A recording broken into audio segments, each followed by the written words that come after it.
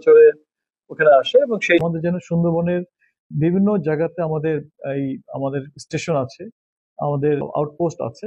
সেখান থেকে আমরা তাদেরকে সবাইকে অ্যালার্ট রেখেছি এবং যেন এই হরিণ শিকারীরা কোনোভাবে বের হতে না পারে বা ঢুকতে না পারে।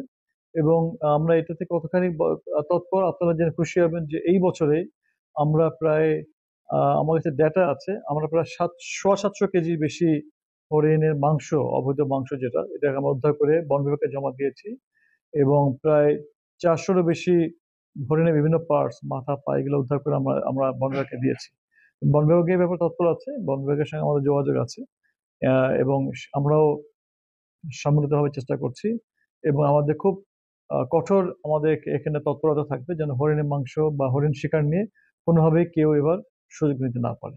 আমরা বেশ আগে থেকেই প্রিপারেশন নিয়েছি এবং আগে থেকে আমাদের গোয়েন্দা কার্যক্রম চলমান আছে। অন্যান্য সংস্থার সঙ্গে, নৌবাহিনী, বন বিভাগের সঙ্গে যোগাযোগ আছে এবং আমরা বিভিন্ন পয়েন্টে, যে 5টা নদী দিয়ে মূলত আসে, সেগুলোতেও আমরা চোখ পয়েন্ট রেখেছি, টহল দিচ্ছি এবং আমরা এই বিষয়গুলো আরো বেশি তীক্ষ্ণ নজরদারি করব যেন এখানে আহ কোনোভাবেই কোনো ধরনের কোনো অঘটন না ঘটে এবং খুব সুন্দরভাবে, সাবলীলভাবে একটা আনন্দদায়ক পরিবেশে যেন এটা আমাদের শেষ করতে পারি।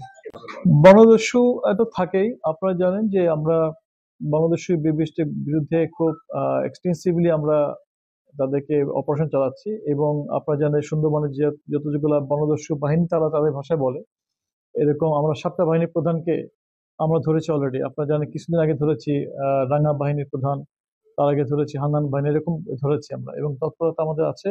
সো ফার আমরা এই বছরে প্রায় 42 জন ডাকাতকে আমরা অস্ত্র সহ অ্যাপ্রিহেন্ড করেছি এবং পুলিশের কাছে হ্যান্ড ওভার করেছি।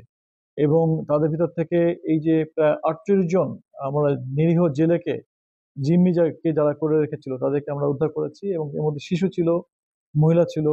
আমরা এই ব্যাপারে খুবই তৎপর এবং আমি খুব কনফিডেন্টলি বলতে পারি, আপনাদের কাছে অবশ্যই তথ্য আছে যে এই জলদস্যুটা আগে থেকে বা বনদস্যুটা আগে থেকে কমে গেছে। তবে এটাকে আমরা একদম নির্মূল পর্যায়ে আনার জন্য আমরা যথেষ্ট চেষ্টা করছি এবং ইনশাল্লাহ আমাদের এই তৎপরতা অব্যাহত থাকবে এবং আমাদের